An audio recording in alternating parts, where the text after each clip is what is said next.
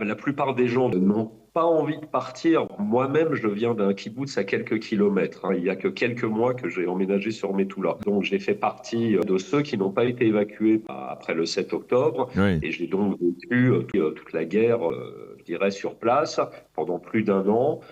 C'était effectivement compliqué, mais il faut savoir qu'à Metula, ils ont été donc évacués.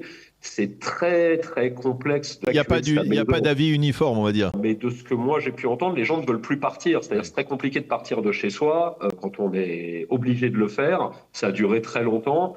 Les gens donc sont prêts à rester et à endurer ce qui se passe, mais tout dépend des résultats obtenus. C'est-à-dire que les gens disent très bien on reste, mais cette fois-ci, s'il vous plaît, terminez cette affaire et faites en sorte que le Hezbollah ne menace plus en fait nos habitations et nos vies et qu'on puisse vivre tranquillement en paix là où nous sommes. Parce que c'est pour ça que je vous dis c'est assez personnel. Il y a des personnes qui se disent oui mais enfin bon, si tous les ans ou tous les 2 ans il faut recommencer la même histoire, l'intérêt, la résilience si vous voulez C'est est affecté. plus compliqué à garder.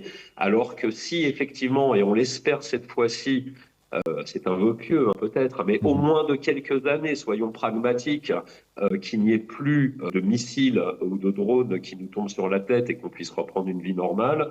Oui, on est prêt pour le moment à endurer et à espérer que Tsahal réussira à se débarrasser de ce qui pour nous est un véritable fléau.